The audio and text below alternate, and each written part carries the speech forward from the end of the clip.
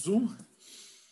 Bom dia para você que é de bom dia, boa noite para você que é da boa noite, boa tarde se você acabou de receber a notificação do YouTube, tá vindo ver mais um bate-papo Mayhem. Eu sei que você leu ali a Alquimia, então você já veio com sede para entender os princípios mágicos para transformar chumbo em ouro, né? E hoje a gente vai descobrir como é que se transforma chumbo em ouro. E para isso eu chamei um colega, a gente começou a conversar agora, né? Mas, putz, eu fiquei fãzão dele. É o Luiz Estevão, ele trabalha com alquimia há um tempão, estuda isso, dedicou muito tempo da vida dele para isso, e hoje vai tirar algumas dúvidas aí da gente. Como é que você está, Luiz? Boa noite. Boa noite, Marcelo, tudo bem? Obrigado pelo convite, é um prazer estar aqui hoje, poder compartilhar com vocês, né? Bom, alquimia, vou tentar falar aquilo que, né, não vou ensinar já, quem veio buscar ouro aqui, eu vou deixar para outra vez. Tem muita coisa para a gente falar, mas vamos passar conceitos, né, vamos passar coisas legais.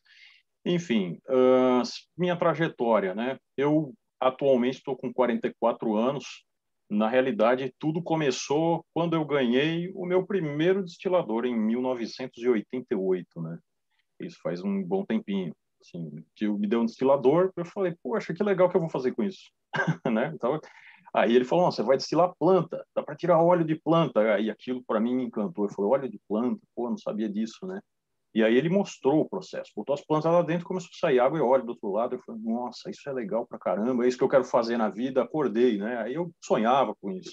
Foi um negócio que, assim, são aquelas coisas que tocam a gente na infância e a gente começa a perceber que existe algo mais, né? Alguma coisa desperta a vocação para coisa. E dali em diante a coisa só foi, sim, agregando, né? Era uma época meio difícil da gente conseguir informação. Então, assim, do meu primeiro destilador, em 1988, aí depois começou a surgir o interesse pelo ocultismo.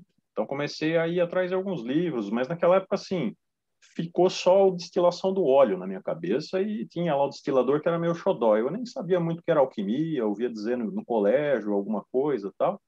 Ficava falando, puxa, né, esses caras são loucos, eles querem transmutar chumbo em ouro, um metal no outro, eles querem prolongar a vida, né? Será que tudo isso é possível mesmo? Será que alguém conseguiu fazer isso? Ou será que é tudo uma grande mentira, né? Aí depois vem aquela desmistificação dos professores, que eles falam, não, é a avó da química, é o pai e a mãe da química, né, alquimia. Mas eu nunca engoli muito essa história, eu falei, deve ter muito mais aí do que, né, a gente imagina. E aí isso começou a desencadear uma curiosidade muito grande. Então, naquela época, era difícil a gente conseguir livros. Eu ia muito em sebos na cidade de São Paulo. A gente tinha um sebo muito grande ali, que até o cara era bastante conhecedor de livros, e eu sempre buscava, né? Livros sobre o assunto, nunca tinha, sobre alquimia. Ele, não, é difícil, tal, não sabia também, talvez.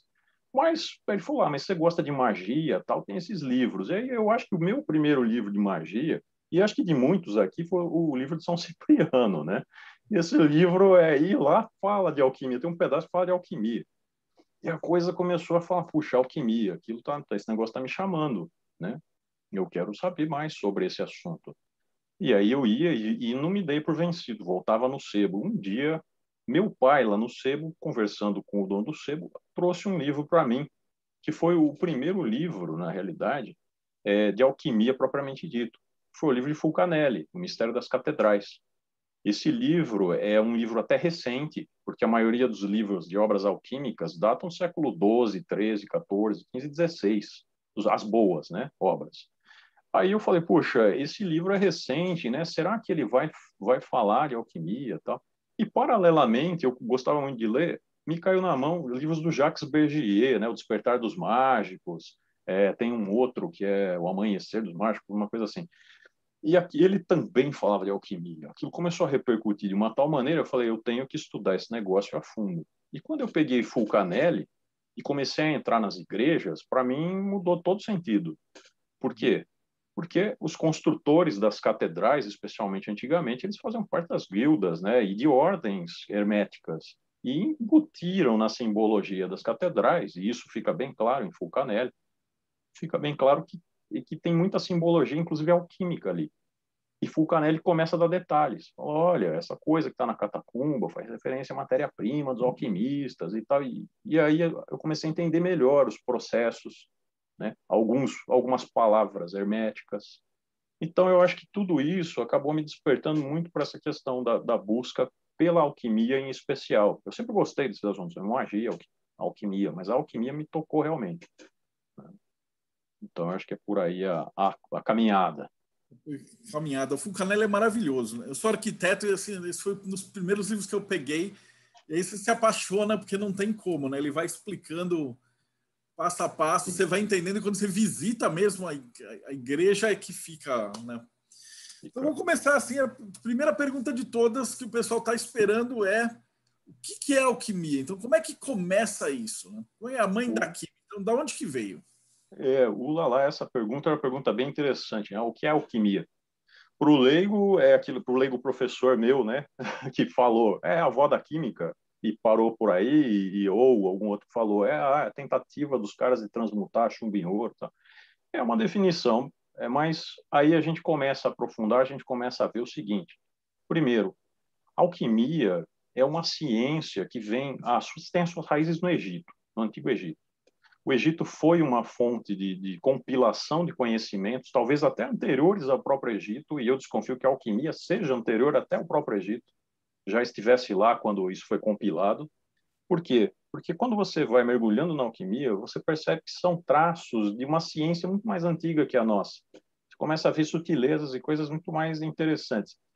E isso vai ligando ao espiritual. Então, o que de fato é alquimia? A palavra alquimia ela tem uma origem interessante. Quando os gregos tinham invadido o Egito, lá na história do Egito, eles chamavam o Egito de Quêmia, que quer dizer a terra escura.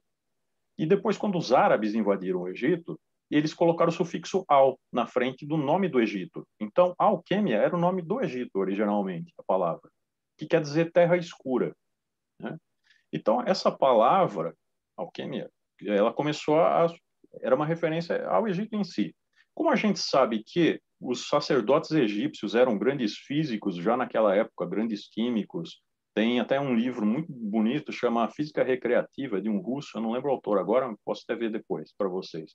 Mas esse livro trata de experiências dos egípcios de física, química e coisas de alquimia. Então, o que é a alquimia de um ponto de vista hermético agora, né? Eu falei um pouquinho da história, da definição da palavra, mas o que é em si? Alquimia, para nós hermeticistas ou os estudantes do esoterismo, é a tentativa de você tornar o espiritual algo palpável. Olha só a pretensão nossa, né? E a partir dessa coisa de tornar o algo espiritual palpável, a gente fazer uso desse algo palpável como uma alavanca para restituir o homem a uma condição divina. Tem um esoterista, eu gosto muito do autor, é o Manly Palmer Hall. Ele tem um livro muito bom, chamado The Secret Teachings of All Ages, Os Segredos de Todas as Eras, uma coisa assim. Segredos secretos, né? Os ensinamentos secretos de todas as eras, essa tradução. E o Manly Palmer Hall ele tem uma definição da alquimia, ele fala assim que a alquimia foi uma ciência nos dada por anjos, essa é uma definição dele, como uma forma da gente se redimir da queda, da nossa queda. Então, eu realmente, quando começo a entender que é algo que vai despertar o seu espiritual, é algo palpável, que você, uma força da natureza, talvez que você concentre ali, como uma alavanca para te alavancar o espiritual e restituir você a uma condição divina, eu acho que essa é a melhor definição de alquimia. Não é transformar o chumbo, o metal, em ouro, embora algumas pessoas digam que essa é uma das provas para se testar a tal da pedra filosofal, que seria essa alavanca que eu estou falando. Né? Na mitologia alquímica, a pedra filosofal é uma pedra que transmutaria os metais inferiores, que são os metais chumbo, esses metais considerados impuros, em ouro ou prata. E serviria como uma medicina para elevar a condição humana, né? a espiritual, especialmente despertando faculdades espirituais no homem. Então, isso é uma definição de alquimia, é a ciência que visa restituir isso. Né? Ok, e aí ela começou no Egito e como é que ela chegou na Europa? Como é que Essa ela é uma... chegou nela? Tem um caminho longo aí. Tem um caminho longo e tortuosíssimo, um caminho até triste às vezes, porque aconteceu o seguinte, na compilação, o Egito foi a fonte original. na compilação dos conhecimentos, os gregos e os árabes falaram, pô, essa ciência é fantástica, aqui tem trabalho com metalurgia, aqui tem trabalho com vidro, tem coisas que a gente não imaginava que existisse e encontra isso na alquimia.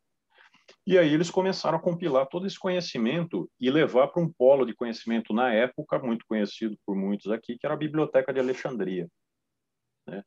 E aí o que aconteceu? O que aconteceu foi que na Biblioteca de Alexandria, acho que por volta do ano 300 e pouco, ela foi destruída, foi queimada pelo imperador Diocleciano, né? Por ordem do imperador Diocleciano, imperador cristão, queima tudo conhecimento do demônio, queimou, perdeu um monte de coisa.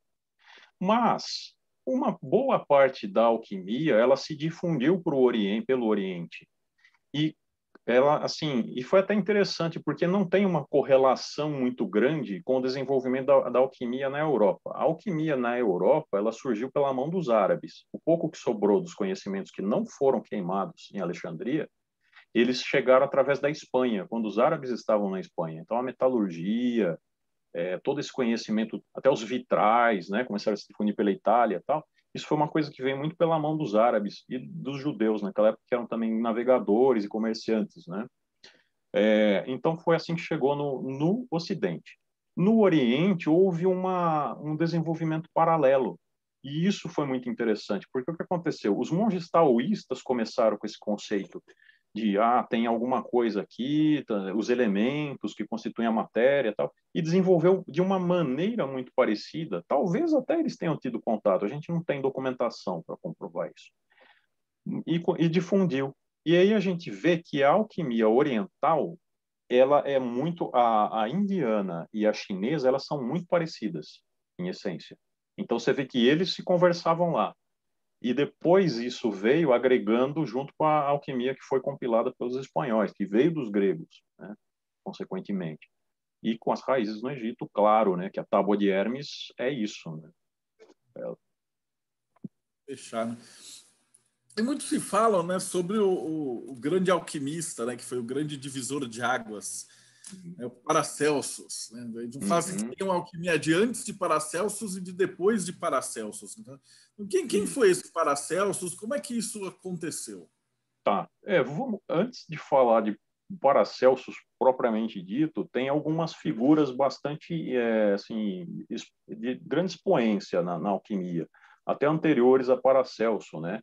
E que muitos compilaram. Roger Bacon foi um cara que é bem falado, na magia ele é conhecido, mas Roger Bacon foi ele que introduziu a pólvora no Ocidente. Os chineses inventaram a pólvora, mas Roger Bacon reinventou no Ocidente. O cara foi fazendo alquimia. Então, assim, eles, e não só, Basílio Valentim é um grande, os textos deles são anteriores, não, mais ou menos da mesma época de até Paracelso, se eu não estou enganado. Mas Basílio Valentim é um expoente na alquimia também. Então, principalmente em vias metálicas, ele trata aqui algumas coisas de plantas, mas já começa a falar das metálicas. E Paracelso, na época, por que Paracelso ele é um divisor de águas? Né? Porque ele pegou todo um establishment médico da época, que ainda se fazia sangria, que o barbeiro era o cara que fazia cirurgia, né? O barbeiro que fazia a barba, era o cara que fazia cirurgia, imagina. É uma coisa meio insana, cara. Aquelas, né? Você tá passando mal, vamos fazer uma sangria em você, pá, cortava lá a tua veia, você murchava, né? Então, nessa época, o Paracelso falou, peraí, gente, isso é uma barbárie, vamos mudar. As plantas têm propriedades terapêuticas, os metais têm propriedades terapêuticas. E a visão de Paracelso era uma visão bonita, porque ele falava assim, a natureza, ela chegou até um ponto de evolução e ela está imperfeita. Cabe ao homem aperfeiçoar essa natureza para que ela restitua a saúde ao homem. Essa é a visão de Paracelso que tornou assim, foi uma visão, uma mudança de paradigma na alquimia. Por quê? Porque ele entendeu que era uma função nossa pegar essas plantas, era uma função nossa pegar esses metais e através de processos de aperfeiçoamento da matéria, que é a alquimia, a gente produzia grandes medicamentos, que era a extração da quintessência das coisas, por exemplo, né? Ou da essência das coisas, da quintessência. E a palavra espagíria, que vem dele, quer dizer dividir e juntar. Então é divisão, espágilos, né? Divide e junta. É isso. Só que você vai purificar. Você vai dividir, você vai purificar e vai juntar. E a gente é uma coisa que a gente faz na nossa vida, no nosso desenvolvimento, né? A gente na nossa psique. Quantas vezes a gente não se fragmenta para a gente depois ter que reunir os cacos e se tornar uma pessoa melhor, né? E quem trabalha muito com essa noção é Jung. E Jung foi um profundo estudante da alquimia. Só que ele trouxe isso para a psicanálise, aí é outro setor. Justamente essa parte é uma que me pediram para perguntar, né? Tem muita dúvida de se assim, alguns falam que quantas etapas tem, como é que funciona esse processo, tem muitos autores diferentes, então a gente falou, vamos começar do começo, né? O que seriam Tá? essas etapas da alquimia que o pessoal fala? Etapas da alquimia. Muito bem. Para nós, os alquimistas, né, os estudantes da alquimia, a gente diz que tudo começa no caos. Né? Toda força, toda organização de matéria, tudo que existe está regido lá no caos. Então começa no caos. Está uma zona lá. Aí essa emanação, essa força, essa coisa vai se ordenando à medida que vai passando por níveis, né? E quando chega no nosso planeta, isso começa a se dividir em forças mais refinadas, que nos alquimistas eles chamavam em forças que geradoras de vida e forças organizadoras, né? São forças distintas. Quais são essas forças? Primeiro, eles chamavam umas forças de ordenação de matéria de princípio sal, e as forças que estão trazendo vida de um nitro, eles chamam isso de nitroaéreo. Nitroaéreo, qual é de nitroaéreo? Mas é. E como que é o símbolo do sal? O símbolo do sal é um círculo cortado por um traço horizontal. O símbolo do nitro é um círculo cortado por um traço vertical. Quando você sobrepõe um no outro, você tem a cruz, que é onde tudo acontece, a magia das coisas acontece. A partir dessa cruz, que seria, então, o surgimento dos 4 elementos filosóficos, né, por essas forças, que são a água, a terra, fogo e ar, e a gente não deve entender isso como os elementos mesmo, água, terra, fogo e ar, mas sim como princípios, né? Você tem uma divisão bem sutil aí, mas faz toda a diferença. E a partir daí, esses 4 elementos geram 3 outros princípios que constituem toda a matéria. Quais são esses 3 outros princípios que constituem toda a matéria? Princípio sal, as coisas têm um sal nelas, né? Se eu queimar um galho, por exemplo, eu obtiver cinzas do galho, a parte de cinzas do galho é a parte do sal da matéria, é o que sobrou, né? O mineral. Depois nós temos um princípio que é o enxofre. O que é o enxofre? O enxofre é o que dá estrutura, é o que dá a cor, o cheiro, a vida. Tem muito a ver com o enxofre. Esse é o enxofre da matéria. Então, o óleo essencial de uma planta seria o enxofre da planta. Uma goma seria um enxofre. Aí você fala, mas um óleo é diferente de uma goma. E aí vem uma visão dos alquimistas do fixo e do volátil, né? Então, quando a goma, por exemplo, é uma coisa mais sólida, que não evapora, a gente diz que é uma coisa fixa. E quando evapora, é volátil. Então, tem um enxofre fixo, enxofre volátil. Vem esses conceitos da alquimia. E aí você tem o mercúrio, que é o último e mais sublime dos elementos, né? Que ele é o vapor, é o espírito, é aquela coisa que você tenta pegar e não consegue, é de tão etéreo que é. E é ele que torna tudo móvel e vivo, é esse espírito, que é o mercúrio, né, das coisas. Então, essa é uma visão da constituição de matéria na alquimia. Então, a gente começa a olhar como os alquimistas viam essa gênese, né? Aí você fala, tá bom, mas então eu entendi mais ou menos a gênese, mas agora eu queria saber sobre as operações da alquimia, porque eu ouço falar em nigredo, eu ouço falar em albedo, eu ouço falar em rubedo, eu ouço falar em sublimação, calcinação. Explica para mim isso aí, Luiz. Então eu vou falar o seguinte. Primeiro, nigredo, albedo, rubedo são estados da grande obra ou de obra que você realiza. Qual é o objetivo do alquimista? É transmutar chumbo em ouro? Não. Nosso objetivo é transmutar a nós mesmos, restituir a nossa condição espiritual, né, através de algo que a gente realiza em laboratório. Nossa, pretensão, talvez, mas eu acredito que seja possível. Então, senão não estaria aqui, né? A questão é, quando você faz isso, esses procedimentos, quando você inicia as suas obras, os estágios indicadores que você está no caminho certo são as cores da matéria, as cores que a matéria toma. Então, inicialmente, ela vai tomar essa cor, que é o negro, o nigredo, né? Na alquimia tem uma simbologia muito bonita em relação ao nigredo, que a gente diz o seguinte, tudo que é gestado na escuridão. o útero no feto, a semente no interior da terra, né? Ela está sendo gestada, embora não esteja acontecendo nada aparentemente naquela escuridão, você está em profunda transformação ali para renascer como um ser, e aí você morre na escuridão para emergir como um novo ser. E a matéria é isso, o mesmo tratamento. Você vai queimar essa matéria, e essa queima não necessariamente é por fogo, pode ser por outras coisas, e você vai propiciar uma transformação para o renascimento da matéria. Até tem um paralelo que eu gosto de fazer, que todo mundo aqui acho que assistiu O Senhor dos Anéis, né? Senão eu vou dar spoiler aqui, hein? Né? Mas aquela parte que o Gandalf, o cinzento, luta com o Balrog, né, com o monstro do fogo, é uma calcinação alquímica. Ele entra lá como um ser cinzento e sai lá como um ser branco, puro pelo fogo. Ou seja, ele renasce como um ser, inclusive com novos poderes. Né? E na natureza é assim, uma semente entra na terra como semente, ela morre lá como semente, ela emerge como uma planta, é um outro ser. A borboleta é a mesma coisa, e tudo na escuridão. Então a gestação é na escuridão. Essa é o nigredo. Aí depois vem o albedo. O albedo é aquela fase em que você realmente busca a luz, você já está iluminado, você já renasceu como um ser, você está numa outra vibração de entendimento, é uma outra jornada. E o taoísmo faz um paralelo legal. Ele fala assim: quando você começa a estudar o taoísmo, uma montanha é uma montanha. Quando você está no meio do caminho do taoísmo, uma montanha não é uma montanha. Quando você termina de estudar o taoísmo, uma montanha é uma montanha. Sim, é óbvio, ridículo, mas você tem que entender que o que o monge taoísta estava falando é quando você está no sopé da montanha, a tua visão é uma, e você vê aquilo como a montanha. Quando você está na metade do caminho da montanha, você não enxerga a montanha, você enxerga o caminho, que é o teu albedo. E quando você chega lá em cima na montanha, você vê que você está na montanha, porque você enxerga toda a tua montanha abaixo, mas é um outro ponto de vista. Você foi elevado a uma condição espiritual maior, e seria o que? O rubedo.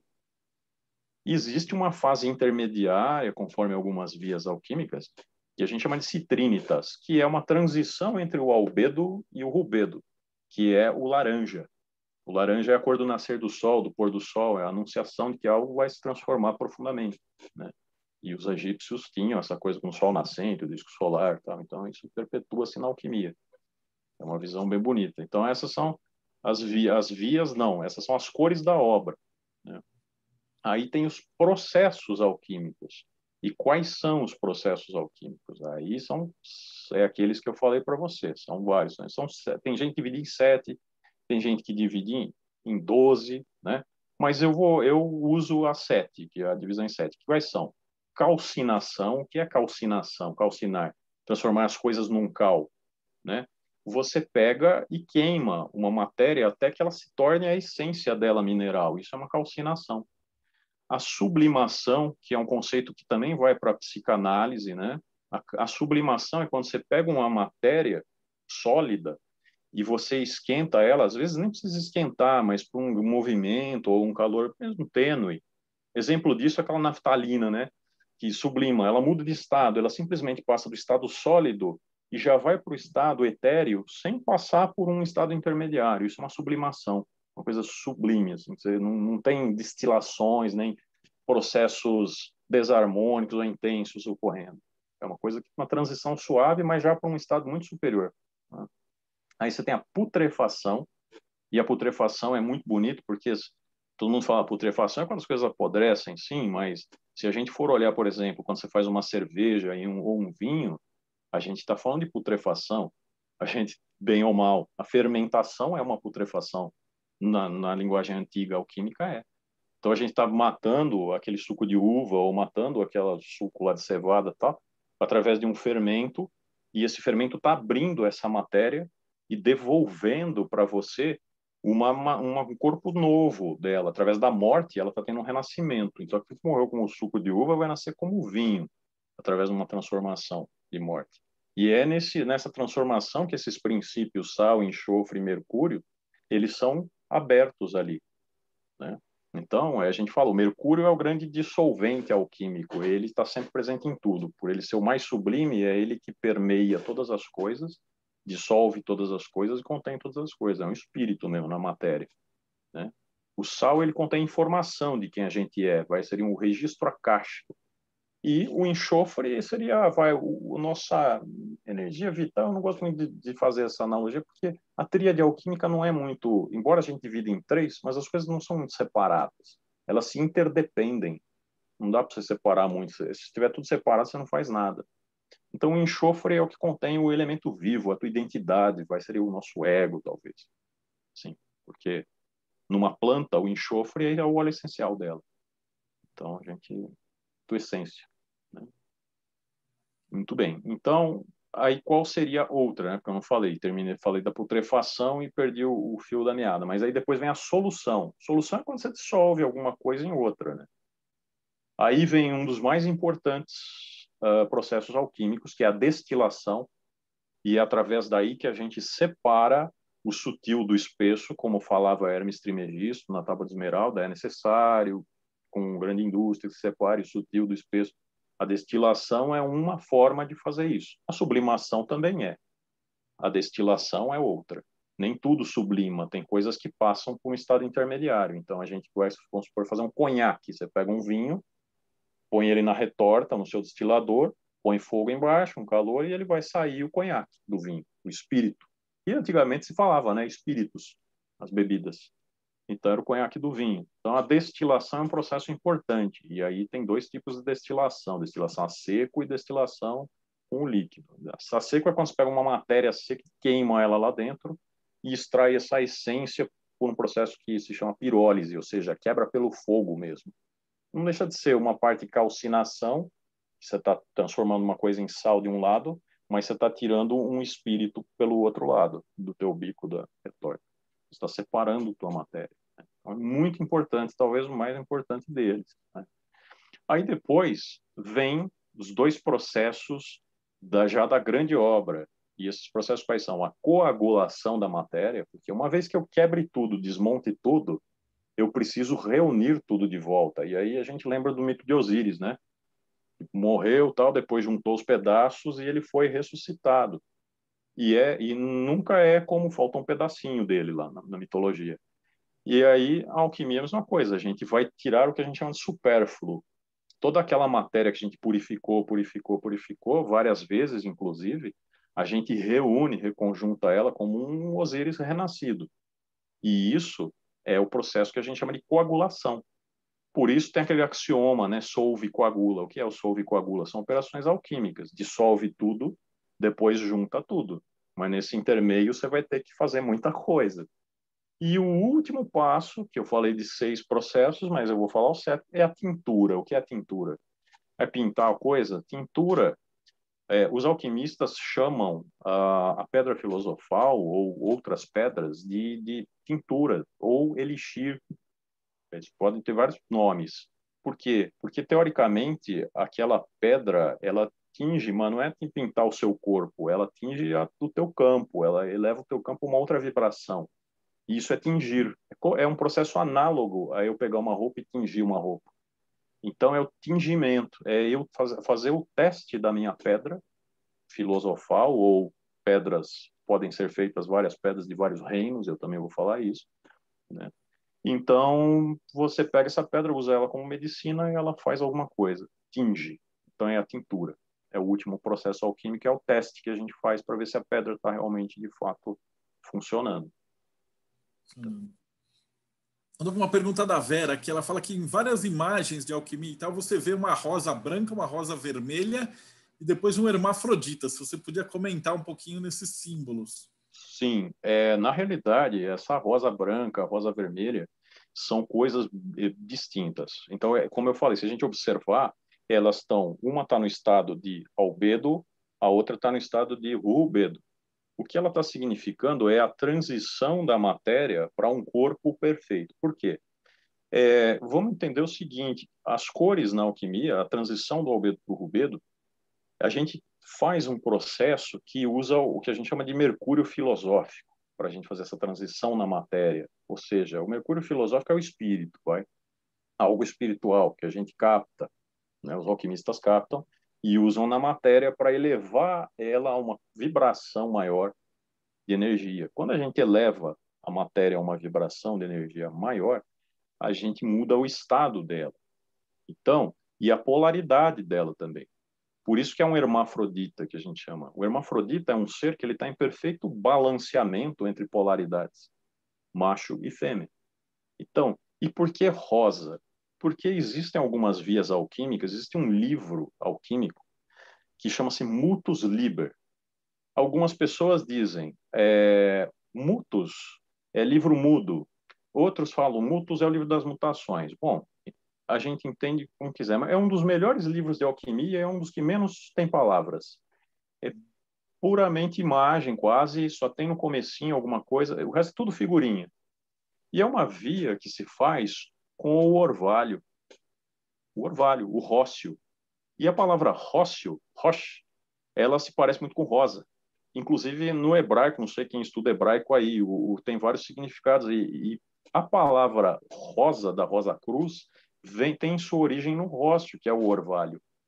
E esse livro Mutus Liber, no início dele, ele faz referência a várias passagens bíblicas que fazem menção ao róscio, ao orvalho. Então, é uma via que a gente chama, é uma via das águas, é uma pedra de água, porque a alquimia, todo mundo fala, qual é a matéria-prima para alquimia? Aí é que está um dos meus, foi uma dúvida minha, por exemplo, quando eu comecei. Qual é a matéria-prima? Eu ficava bem louco, o que é o mercúrio filosófico? O que é o fogo secreto? O que é isso? Aí, quando eu comecei a estudar, eu comecei a ver que existem várias vias diferentes na alquimia para a gente chegar no mesmo ponto em comum. O filósofo Teilhard de Chardin, ele falava que tudo que sobe converge. E na alquimia isso é verdade. À medida que a gente vai subindo pelos caminhos da alquimia, não importa muito o que você eleja para você trabalhar. Quando você começa a fazer certos processos sobre a matéria e você vai também sentindo que você tem uma ressonância com aquilo que você está fazendo, as coisas vão mudando e vão seguindo, parece que uma lei natural, não importa qual seja a matéria. Você pode operar sobre o sal do mar, como tem vias que operam sobre o sal do mar. Você pode operar sobre... tem vias, chamam via dos acetatos, de Basílio Valentim. Tem vias sobre o cinábrio, que é de Kamalainana. Então, cada um usa uma matéria. E eles vão por esse caminho da matéria, operando e chegando num ponto em comum. Então, é uma coisa bem interessante. Então, respondendo, né, terminando, qual a simbologia das rosas? É simplesmente a fusão perfeita entre o estado das matérias. Tanto que, quando a rosa está subindo, crescendo, né, os rosa-cruzes têm sempre um axioma que eles falam para o outro, que as rosas floresçam em vossa cruz. A rosa em si, ela já é a pedra filosofal. A pedra no estado de albedo já tem a reputação de transmutar os metais em prata, por exemplo. E a pedra no estado de rubedo tem a reputação de transmutar os metais em ouro. Então, são rosas de polaridades diferentes, mas unidas num andrógeno comum e florescidas, como a pedra filosofal. Essa a simbologia. Oh, fantástico. Eu tenho uma pergunta do Valdir Silvério, também essa é boa. Ele pergunta por que na iconografia do vitriol, né, na tábua de esmeralda dos símbolos secretos dos Rosa Cruzes, o símbolo central da orbe, ele lembra o símbolo do antimônio. O antimônio seria o vitriol? Mas eu vou aproveitar, peraí, que essa pergunta é mais complexa. Então vamos voltar um pouquinho e perguntar assim, primeiro, o que é o vitriol? Vitriol. Vitriol é uma palavra, na realidade são iniciais, que representam uma frase em latim. De cabeça não lembro a frase em latim, mas eu lembro da tradução dela, que é: visite o interior da terra e retificando-a encontrarás a pedra oculta. Retificar. Para mim isso soa tão hermético, né? Soava muito hermético quando eu comecei a estudar alquimia. O que é visitar o interior da terra e retificar? Você encontrará a pedra oculta. Processos de retificação na química e na alquimia são processos de purificação.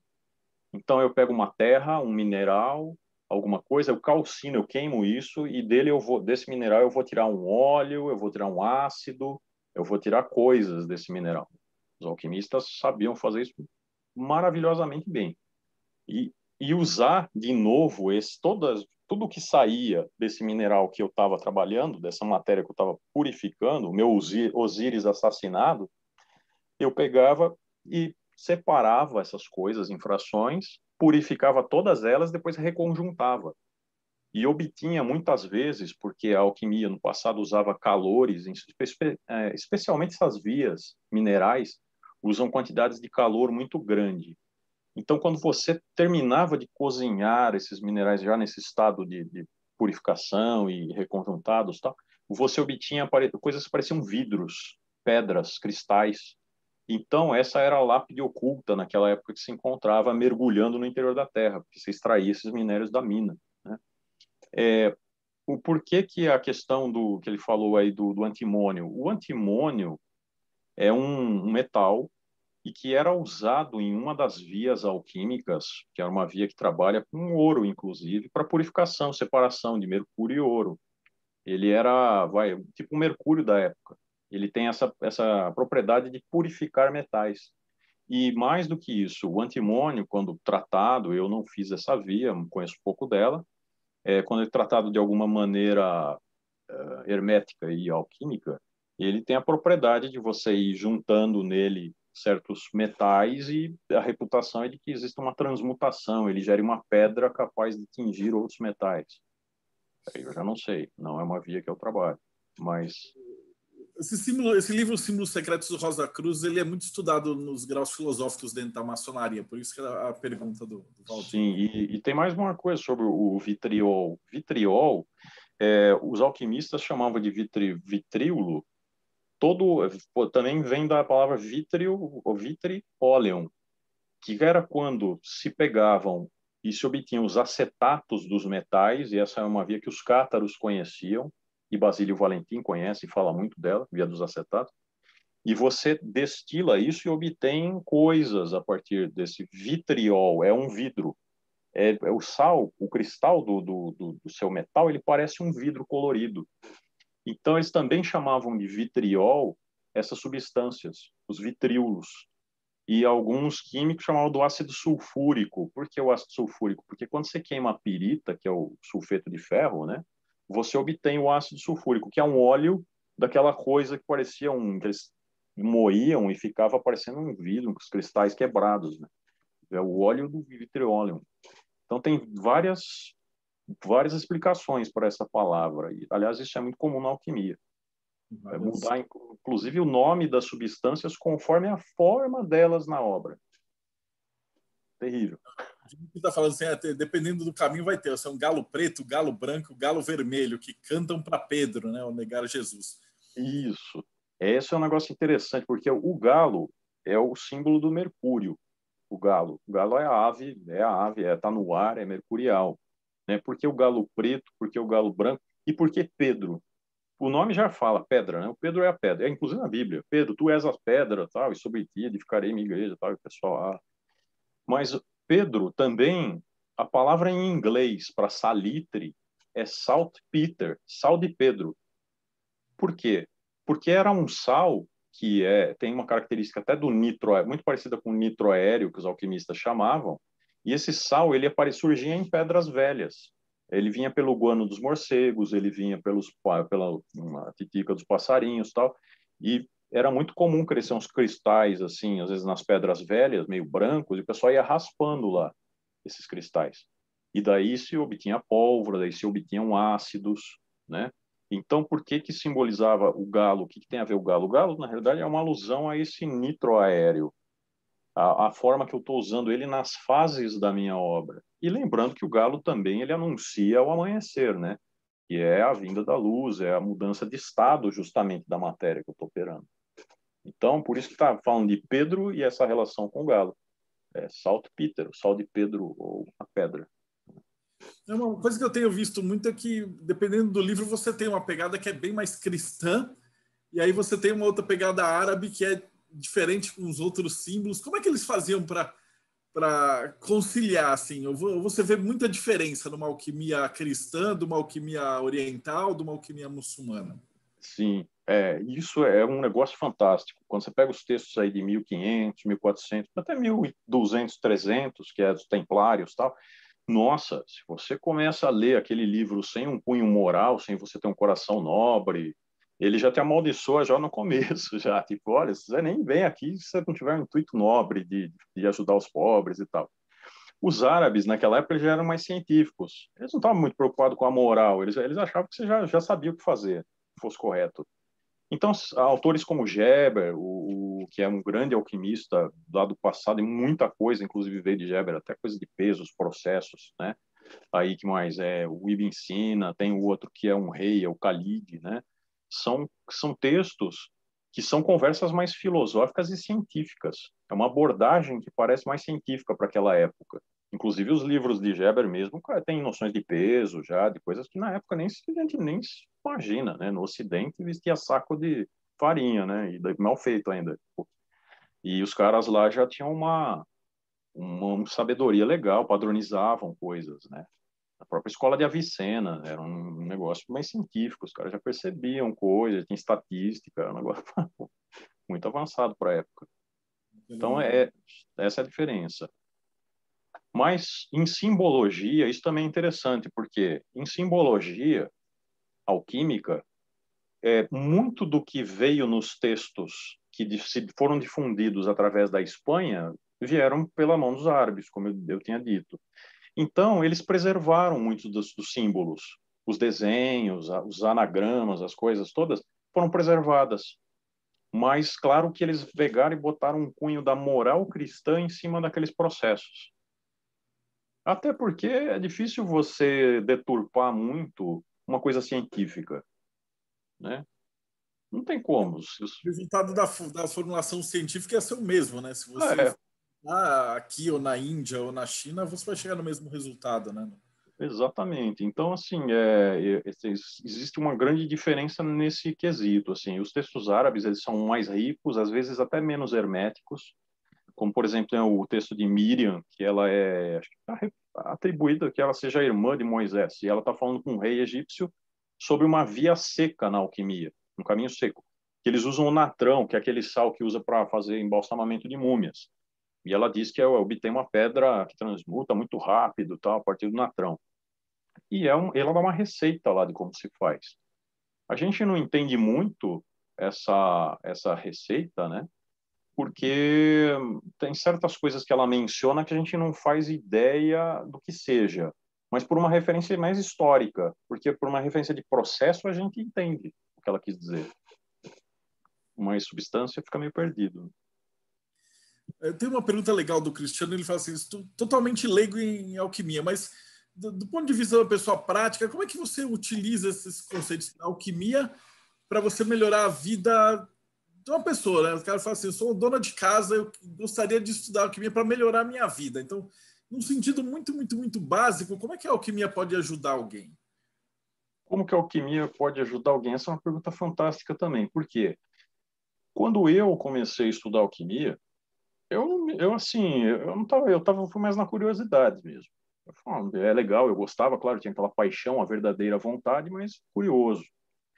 E à medida que eu fui estudando alquimia, você começa a desenvolver um outro olhar para as coisas, naturalmente, porque os alquimistas, que nem se chamavam alquimistas, eles não gostavam de serem chamados de alquimistas, eles gostavam de ser chamados de filósofos, filósofos da natureza. Por quê? Porque a visão dos caras é uma visão de contemplar mais a natureza e tentar olhar o que está atrás daquele véu de Maia, o véu da ilusão.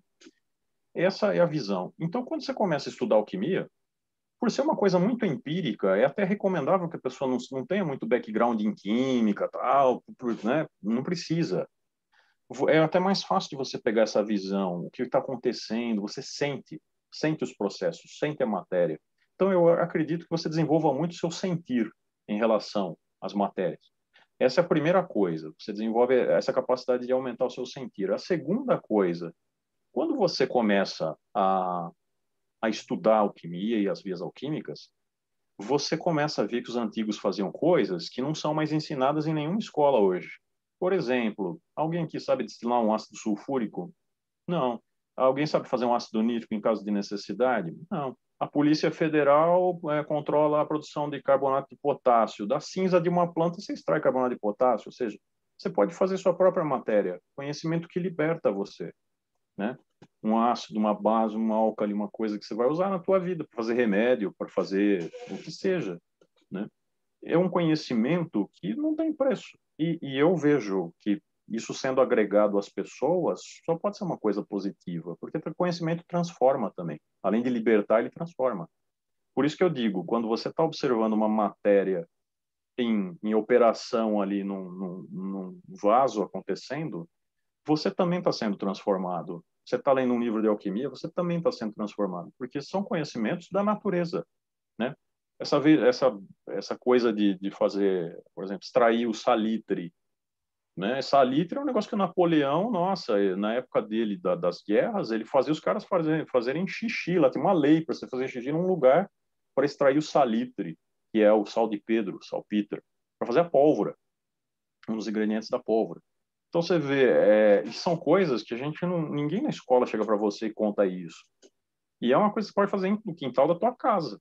Então, eu vejo um conhecimento da natureza que só agrega coisa boa e outra, né? O salitre é um fertilizante de marca maior. Você joga numa plantinha morrendo ali, dá vida para a planta.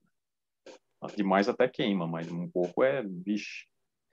Então, eu só entendo que qualquer leigo que queira estudar alquimia, eu, assim, desde que seja essa uma verdadeira vontade, ele vai virar uma pessoa melhor, independentemente do estado que você começa, o estado que você termina, você vai ser uma pessoa melhor.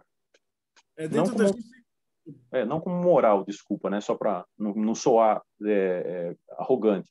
Não como moral, mas sim como conhecimento agregado. Tá? A gente tem muita gente que estuda hermetismo, né, que acompanha a nossa página e tal, e o hermetismo bebeu demais da alquimia, né? Então a gente tem aquele conceito da verdadeira vontade, você buscar fazer aquilo que você ama, e aí você tem que separar o que é ruim e tal. E na verdade, tudo isso que você descreveu com as palavras da alquimia é as coisas que a galera está acostumada a ler com outras palavras e outros conceitos, né? Então, isso que eu achei mais fantástico nessa entrevista essa linguagem alquímica, como ela é pura, né? Como ela vem conectada com esses símbolos. Sempre, isso é muito bonito na alquimia, e até os mestres aí, Rosa Cruz e tal, eles falam uma coisa interessante, um dos mestres que eu conheço fala uma coisa legal, ele fala assim, e tem mais uma coisa além de tudo isso, a ressonância com a matéria. Eu posso chegar para você, Marcelo, e falar assim, vamos fazer um bolo, tá aqui a receita, você faz o bolo. É a minha receita, você fez teoricamente o meu bolo, mas o seu bolo não vai ser igual ao meu nunca. Por quê? Porque você põe você ali. E tem dias que você não está legal, ou por algum motivo o dia não está legal, aquele bolo vira uma sola de sapato. A gente não entende bem, e isso é alquimia, porque a ciência, em geral, o que é a ciência tradicional ortodoxa? É eu criar um modelo com o mínimo de variáveis possíveis para eu tentar controlar um experimento, olha só que maluco, né? Numa caixinha, e chegar a uma conclusão de um sistema. Funciona para muita coisa na vida.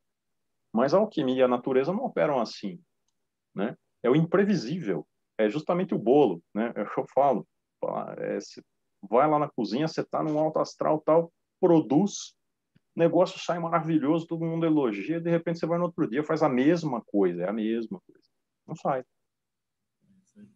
Variáveis estranhas, caos, né? Enfim, coisas esquisitas, mas isso é alquimia. Eu tenho uma pergunta do Ernesto, achei bem legal. Ele fala que a gente está acostumado a ver alquimia em filmes, em citações e tal. Então, se você puder falar um pouquinho sobre o que é um homúnculo, o que é uma pedra filosofal e o que é o elixir da longa-vida. Tá, vamos lá. Isso é bem interessante. É, primeiro, eu vou começar pelo Elixir da Longa Vida e a Pedra Filosofal, que são coisas legais da gente abordar. Depois eu vou para o Homúnculo, que é uma coisa já mais para magia, é um elo de fusão entre magia e alquimia. A Pedra Filosofal, em essência, seria o que a gente chama de grande obra na alquimia, você obter a Pedra Filosofal. O que é a grande obra? Então, produzir minha Pedra Filosofal, eu faço uso dela e, de repente, me abre faculdades espirituais e eu deixo de ser um homem convencional para ser um homem espiritual, vai. Ou tem um nome isso no hermeticismo, eu esqueci, o Adam Cado, sei lá, enfim, não vou falar besteira. Você restitui sua condição junto aos anjos, conforme falam as escrituras aí de algumas, pela visão cristã. Enfim, isso pedra filosofal. Existem outras pedras na alquimia, pedras medicinais, pedras tingentes. Na alquimia a gente diz o seguinte, aí cai numa pergunta que alguém me fez antes da gente começar a ir, né? Eu posso começar a comprar uma vidraria, fazer um monte de experiência e me denominar um alquimista? Não. Por que não? Porque para você ser um alquimista mesmo, reconhecido pelos seus, a gente diz que você tem que obter uma pedra, pelo menos uma pedra de cada um dos reinos. Isso é um alquimista, é um cara que fez uma pedra do reino mineral, que fez uma pedra do reino vegetal e que fez uma pedra do reino, né, animal. Aí você fala, pô, que legal, Luiz, mas e a pedra filosofal, ela é uma dessas? Não, ela é especial. Essa a gente obtém, pode até ter uma origem em algum dos reinos, mas quando você chega no final, ela é especial por várias razões diferentes aí de operação. Mas qual é a questão? O elixir da longa vida seriam pedras com a capacidade de manter você um pouco mais saudável. E aí vem algumas pessoas me martelar, falar mentira, você está falando mentira. Por quê? Existe uma visão oriental e do próprio Ayurveda, que alguém mencionou o Ayurveda, mas o Ayurveda fala assim, que tem uma ciência que chama Rasayana, ciência do rejuvenescimento. Segundo o Rasayana, você pode produzir um medicamento por vias alquímicas que quando você toma, faz cair os seus cabelos, faz cair os seus dentes, faz cair suas unhas, e quando nasce tudo isso, inclusive tua pele ganha um rejuvenescimento novo, você está mais novo. Então você vai lutando contra a ampulheta e fica um cara que vê todos os seus amigos e amigas morrendo, familiar, e aí você se mata porque todo mundo que você conhecia já morreu, né? Tô brincando, mas é meio nonsense. Essa é uma visão oriental. A visão ocidental não fala isso. A visão ocidental fala: é possível você obter uma pedra que mantenha você saudável até o final dos seus dias. Ou seja, você não vai ter uma demência, você não vai ter um câncer, você vai morrer simplesmente porque você chegou sua hora, seu coração parou e pronto, fechou o olho e tchau. Que é o que a gente esperaria, né? Mas, juntamente com isso, aí você fala, então qual é o propósito da alquimia? Juntamente com isso, à medida que você vai fazendo esse trabalho, você vai desenvolvendo uma coisa chamada corpo espiritual, que é aquela questão de sair da samsara, de você, né, não precisar ficar nesse ciclo de reencarnações, etc, etc. Desenvolve o corpo espiritual. Você não vai ser imortal, mas você vai desenvolver um corpo espiritual muito melhor e consciente, numa outra vibração, e não vai precisar ficar voltando aqui, né? Pelo menos é uma das teorias vigentes. Então, isso seria as pedras. E a diferença entre elas, né? A pedra de um reino vegetal é feita de plantas, onde você, através de solves e coagulas e purificações, você vai chegar numa pedra que é uma medicina, e você pode eleger, por exemplo, plantas para aspectos planetários que têm a ver com a tua natureza. Sei lá, um cara que precisa desenvolver uma característica de Marte, de força, de lutar, tal. Então vamos fazer uma pedra de uma planta regida por Marte, sei lá. Trabalha, é um trabalho sobre ele mesmo, inclusive, e quando ele chega nessa pedra, ele vai fazer uso disso como uma medicina, vai dissolver isso aí num vinho, tal, vai tomar isso, e teoricamente os corpos energéticos vão se alinhando para receber essa informação. Tá? Então, essa é uma pedra vegetal. A pedra do reino animal, o pessoal assusta, né? Fala, oh, vai fazer de sangue. Os alquimistas, até teve gente que fez experiências com sangue e chegou à mesma conclusão que se fizer com a urina é a mesma coisa. Claro, o sangue, a urina nada mais é do que uma transformação do seu sangue, do seu corpo. Então, é o seu filtrado ali que saiu. E aí se pega a urina e se faz um trabalho sobre a urina a fim de obter uma pedra animal sua e que teoricamente te cura de um monte de enfermidades. Essa via, eu cheguei a fazer algumas experiências, não cheguei a fazer uma pedra, mas experiências com resultados bem interessantes, assim, vi coisas incríveis. Mas é justamente isso, porque você está naquele encantamento, vendo, é coisa que ninguém nunca chegou na tua escola e falou, tá, vamos operar agora sobre uma urina, né? Você fala, você tá louco, cara, você pirou. E, entretanto, o fósforo branco é extraído da urina. A primeira vez que foi isolado na história, foi isolado da urina humana, fósforo branco. Né? A nossa urina tem super quantidade de fosfato. Então, são coisas que a gente vai trabalhando e vai chegando num estado vibracional maior. A alquimia é muito isso, não é só um material. É dar à matéria uma característica espiritual e uma força espiritual para que ela seja capaz de te elevar. Não adianta eu usar para fazer uma alavanca para mover uma pedra, uma vareta que vai romper. Eu tenho que ter um material adequado a elevar alguma coisa. E é isso. A matéria na condição ordinária, ela é uma alavanca que quebra fácil.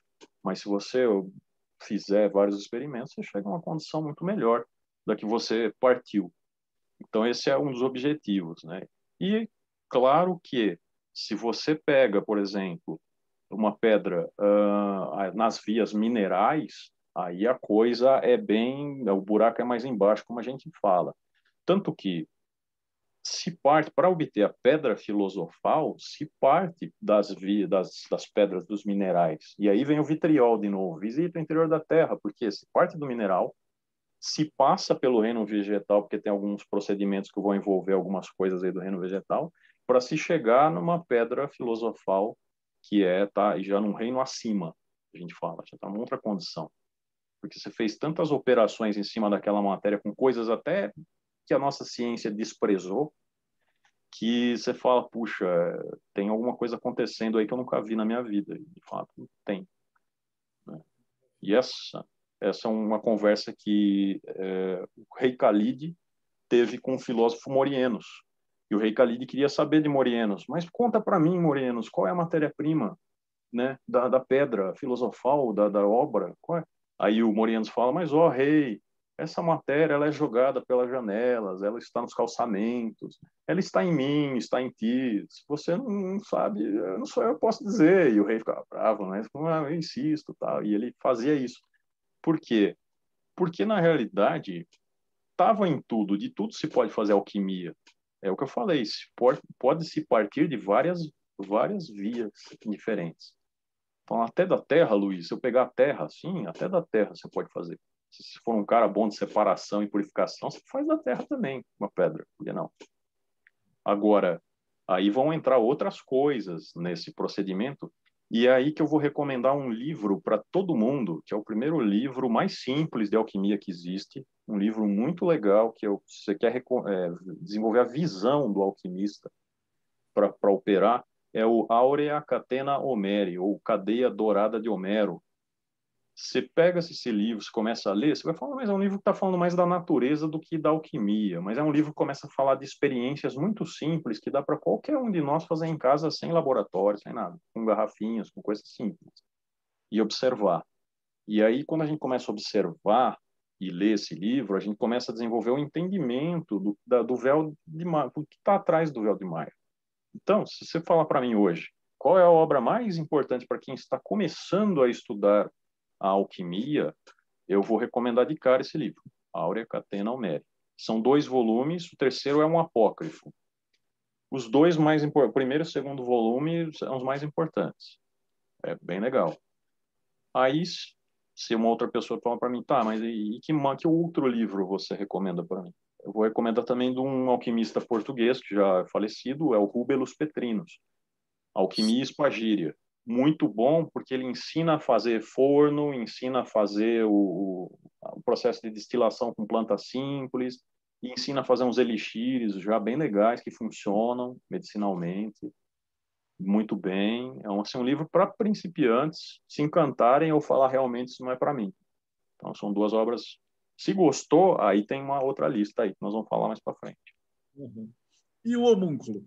Homúnculo, vamos lá, o homúnculo. O homúnculo, teoricamente, era uma criatura, já com que os alquimistas supostamente poderiam criar, a partir do próprio sêmen, eles criariam esse homúnculo, que seria uma espécie de uma entidade para servi-los lá no laboratório, uma espécie de familiar. Só que o processo de criação desse homúnculo, ele envolve também uma parte da magia. E a alquimia, ela olha as ciências herméticas de uma maneira um pouco diferente. A gente entende o seguinte, nós somos hermeticistas também, a visão dos alquimistas é uma visão hermeticista. E a gente, segundo alguns hermeticistas, são 3, acho que são, qualquer, deixa eu lembrar quem fala. Bom, são 3 as ciências herméticas, a magia, a alquimia e a física hermética. Eu acho que isso está naquele livro Santíssima Trinosofia, interessante.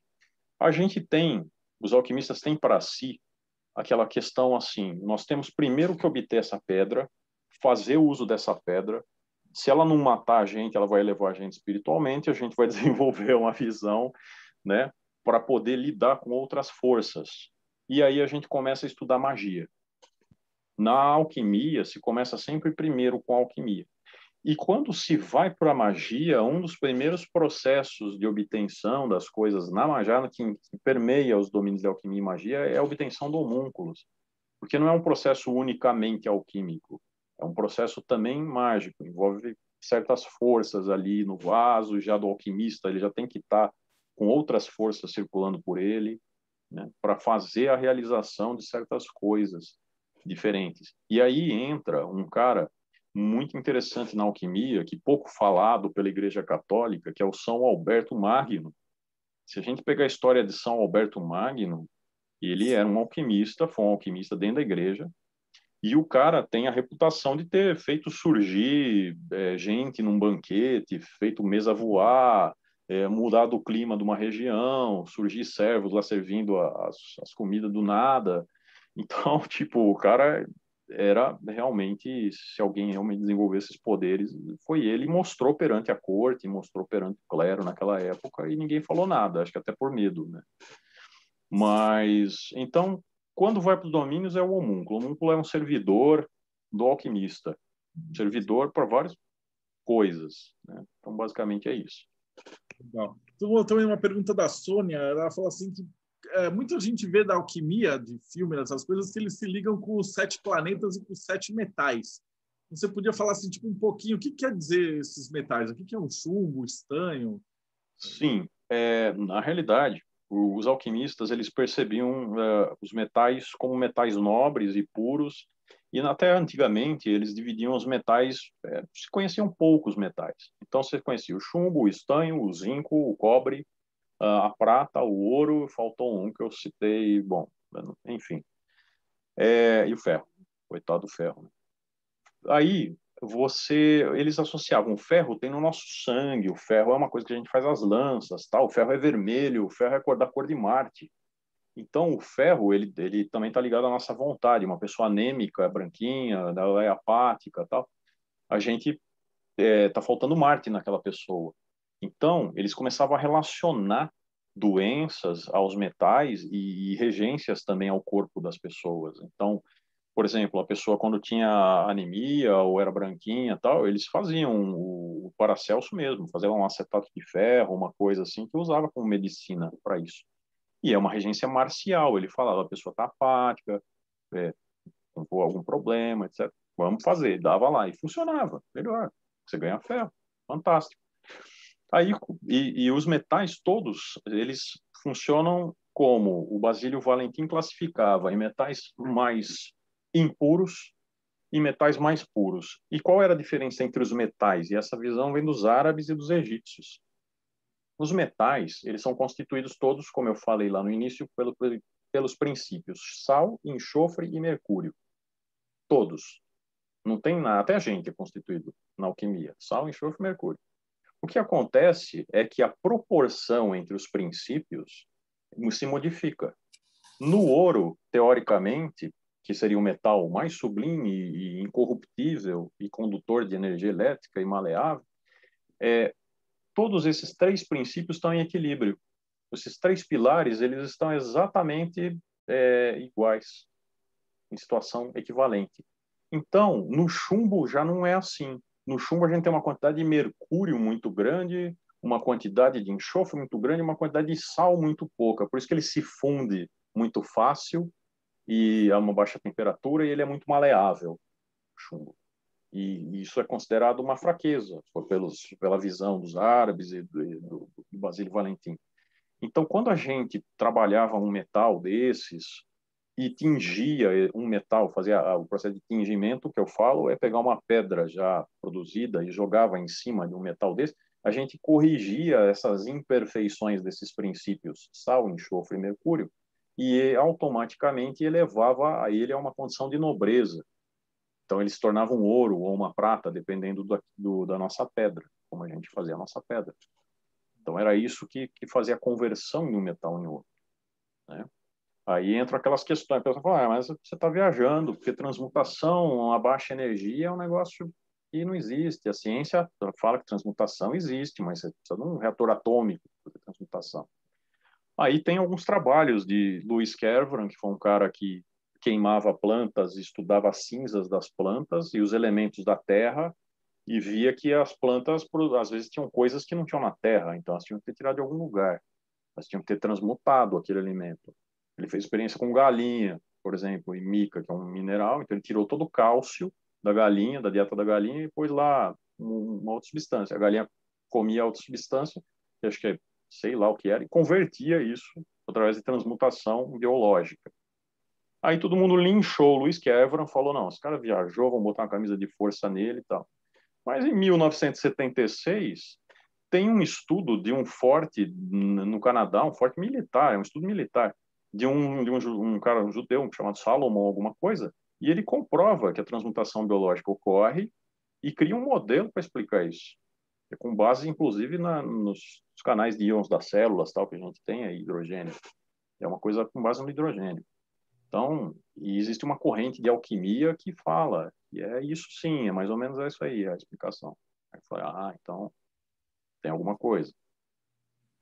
Mas, então, a gente tem muita coisa para observar na alquimia, né? E tem alguns livros também, aí começa a entrar toda aquela questão de lua, né? Tem alguns livros de alquimia que tem figuras de alquimistas com lentes de aumento, então queimando a matéria com sol, a luz solar, e queimando a matéria queimando não, mas expondo a matéria à luz lunar, e vendo que ocorrem diferenças na forma como ela se desenrola.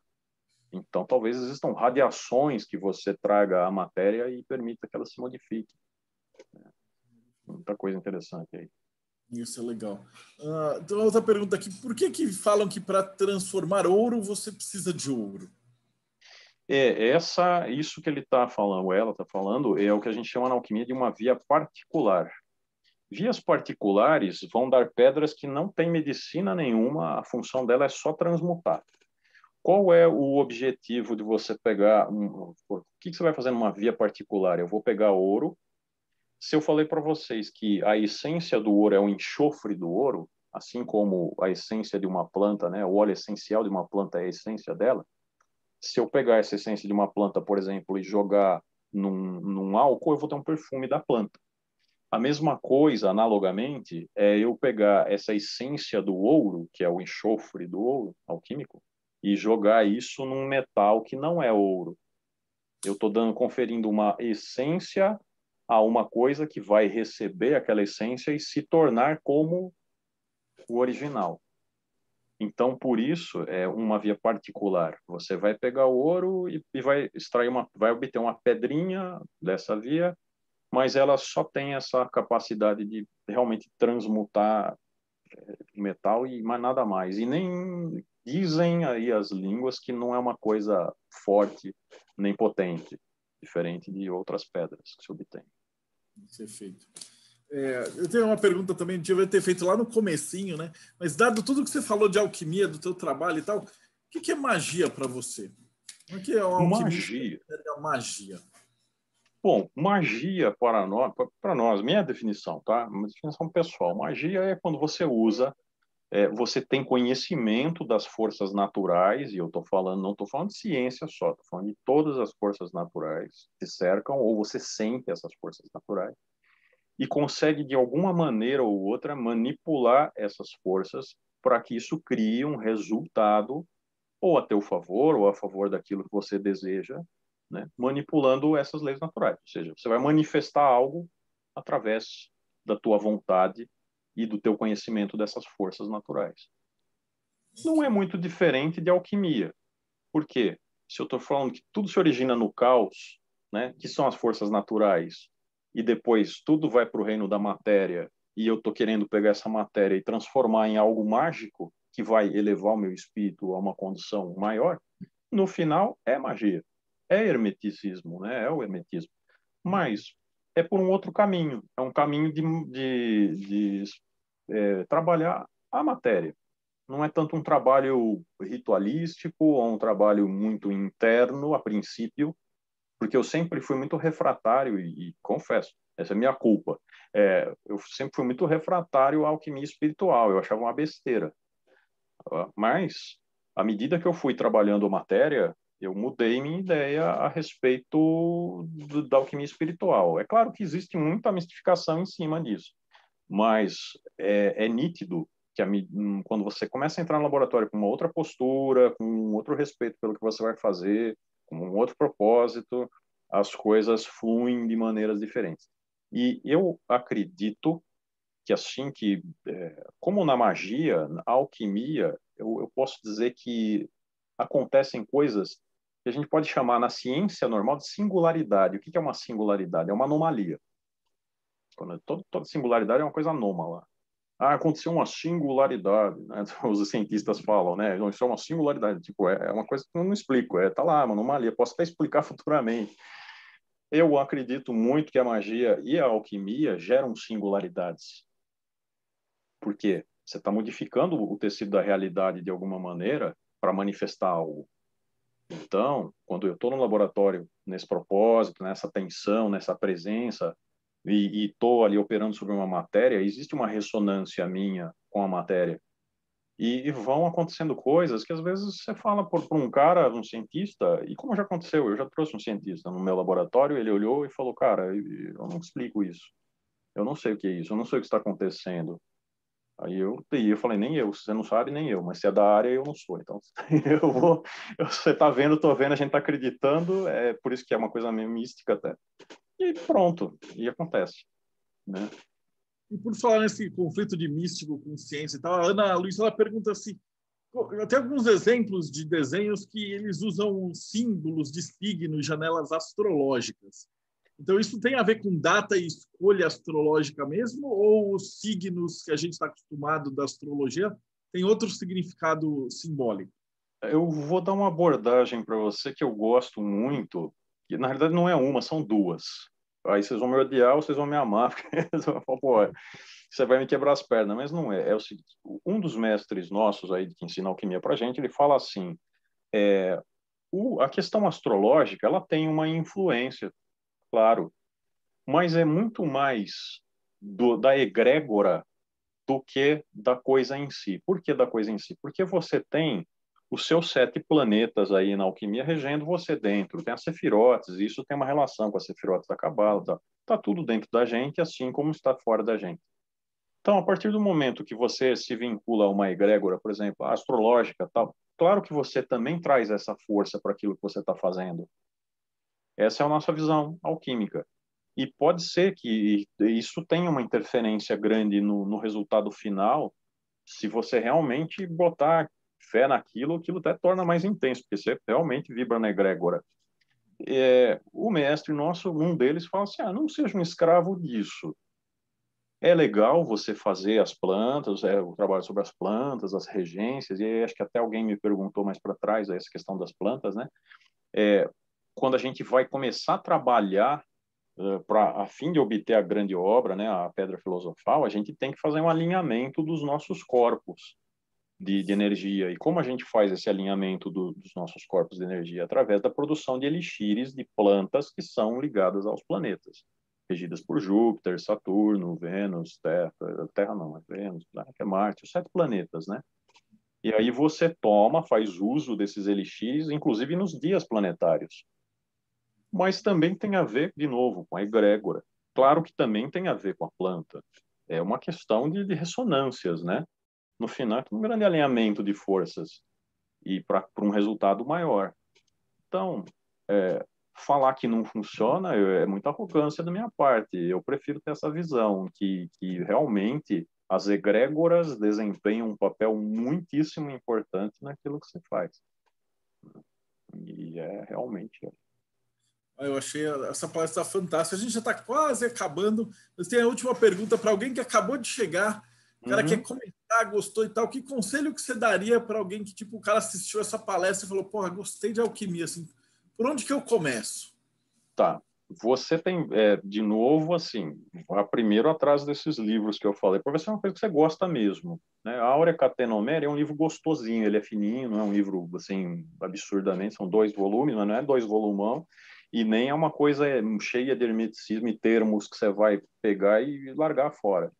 Porque tem livros de alquimia que eu costumo dizer que eles são feitos de adepto para adepto de alquimista. Aliás, deixa eu falar, adepto é um cara que já fez uso da pedra filosofal, tá? É um cara que é um alquimista acima, ou seja, é um adepto. que parece que foi um adepto que escreveu para outro adepto. Você não entende nada. Mesmo estudando alquimia e sabendo alguns processos, você fala, meu Deus, eu não sei mais o que o cara está falando aqui. Tem vários autores que escondem mesmo. Então, assim, complicam. Mas esse da Áurea Catenoméria, além de ser um livro gostosinho de ler e vai te desenvolver visão, ele vai falar, oh, observa isso, observa aquilo, faz uma experiência assim, é tudo coisa simples.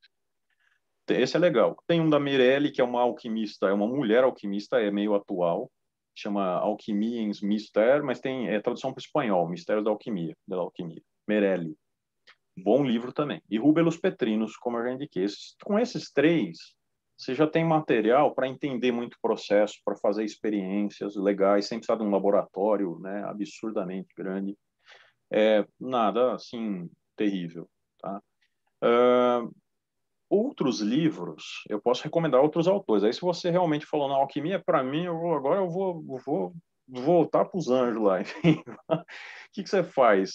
Aí você começa a ler Basílio Valentim, Flamel, que foi Nicolas Flamel foi um alquimista, de fato deve ter feito muita coisa aí de transmutar, sim, e ajudava, inclusive, construiu muita coisa na França. Até hoje tem lugares lá que tem homenagem a Nicolas Flamel, pelo que ele fez pelas pessoas. E ele escreveu um livro, o livro das figuras hieroglíficas, chama o livro, Nicolas Flamel. Famoso, conhecido, né? Seguiu aí uma linha legal. Então também é legal ler. Fulcanelli, leia Fulcanelli. Aí são coisas já um pouco mais densas, né? Então é um conselho legal. Aí alguém aí eu vi que pipocou no chat, fez uma pergunta: como se tem acesso a bons mestres de alquimia hoje em dia? Aí, isso também é uma pergunta interessante, porque bons mestres, mestre está cheio por aí, mas bons mestres é difícil, né? E é uma área que eu já vi muita picaretagem, tipo, gente querendo vender remédio, vender, tipo, essa cera roxa, vermelha vai curar suas moléstias, ou então vendendo um curso que não acrescenta nada, as pessoas acabam tomando as coisas, passando mal, então, sem responsabilidade nenhuma. Tem muito. E muita gente dando conhecimento vazio e muita gente comprando, né? Na boa fé, mas coitados, né? Então, o que eu recomendaria? Para quem... existem duas ordens legais para a gente se associar. Vocês têm curiosidade, quer seguir mais adiante, souber inglês um pouco. Tem uma que a proposta é muito interessante, segue uma via começa na alquimia, na espagiria, que é a alquimia vegetal, que é a Inner Garden, innergarden.org. É um grupo, eles mandam por correspondência, se assemelha muito a uma Rosa Cruz, mas é de alquimia. E os últimos graus você recebe lá na Holanda, que é a sede deles, e só oral. Mas é muito bem organizado, é muito bem estruturado, os caras são gentis, amorosos, que são características de mestres mesmo, né? Nenhum mestre vai ser arrogante, prepotente, ou falando que é mestre, ninguém faz isso. Os caras vão com gentileza, com humildade, para somar, né? Então, eu acho que vale a pena. A Inner Garden é uma instituição séria e adeptos que eu conheço falaram bem dela. Então, assim, se eles falaram bem e são caras que eu realmente sei que são idôneos, eu recomendo. Eu faço parte da Inner Garden. Então, tranquilo, eu estudo com eles. Não sou mestre lá, nada, sou estudante, estou na minha escadinha lá embaixo, mas adoro. Os caras são realmente ponta firme e com trabalhos muito bonitos. E tem uma fraternidade que é um braço dos Templários franceses de 1213, que é a Fraternidade Rosa Cruz, mas é FAR mais, tem um sinal de mais assim da cruz, C, que vem de Kamalainana, que é um pseudônimo, né, de um francês, mas tem todo um templo em cima, tem várias ligações com o Oriente, inclusive com a alquimia do Oriente, e eles trabalham uma via que é a via do cinábrio, que é a via que muitos alquimistas antigos trabalhavam. O cinábrio é um elemento, você falou, mas Luiz, é um mineral que dá mercúrio, é terrível, é venenoso, é não sei o que. Aí você fala, não, o cinábrio, quando ele está na condição de minério, ele não é tóxico. E aí você vai trabalhar isso da maneira alquímica. Você não vai ferver o negócio lá e fazer sair vapor e ficar louco, né? Não é esse o objetivo, porque aí você realmente vai para a condição espiritual, mas não alquímica, né? Enfim, mas também trabalham, mas é a via do Cinábrio. E aí é de graça, o ensinamento deles é gratuito. Você manda um e-mail para eles, aí eles começam. É um sistema mas é bem hermético. Eles envolvem um estudo, um questionário, eles mandam textos para você refletir a respeito, e você aí vai respondendo, eles vão corrigindo, vendo se você passou de grau ou não. E aí eles vão liberando mais informações. É uma coisa que eles não vão nunca chegar para você e falar, faça assim. Eles só vão conferir se você está certo no teu caminhar. Aí, se você tiver certo no seu caminhar, eles vão liberando mais informações para você continuar a caminhada. É uma proposta legal. Uma proposta fantástica. Pô, Luiz, obrigado demais. Legal, Como é que a gente te acha? Bom, agora eu estou criando um Insta para até começar a divulgar algumas coisas de espagiria, alquimia, que é o Ciência Hermética. Nossa, já está ativo o Insta. Eu tenho o e-mail também, por enquanto, que é o cienciahermética@protonmail.com. Okay. E aí você pode também fazer contato por ali. E essas são as duas qualidades. Logo, nós vamos ter uma terceira coisa, que é o site. E aí o site a gente vai ter várias indicações de obras, várias dicas, até experimentos para vocês fazerem em casa, até coisas simples, uma tintura simples para você se cuidar de alguma coisa, que ainda nós estamos numa época ruim, né? E não é objetivo, não é eu vender tanta coisa para ninguém, não. E é simplesmente ensinar as pessoas a se cuidarem, é o autocuidado. A gente tem que usar, eu acho, essa parte da ciência hermética.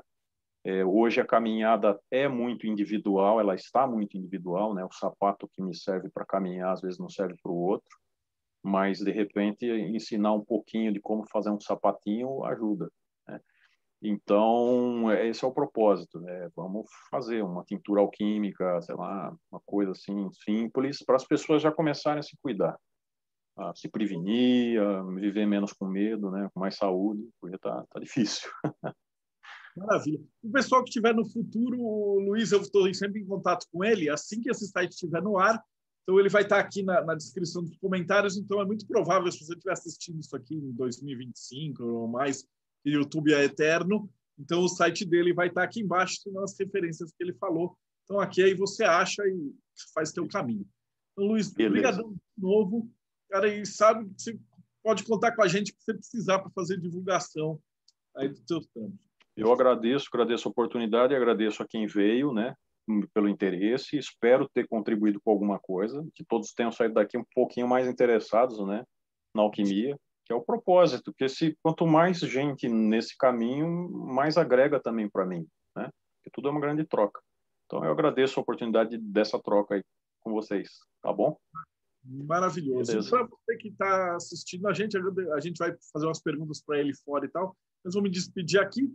Então não esquece, segue o canal, dá like, todas as coisas do YouTube que eu já devia ter aprendido, mas ainda estou atrás. E a gente se vê aí no próximo Bate-Papo Mayhem.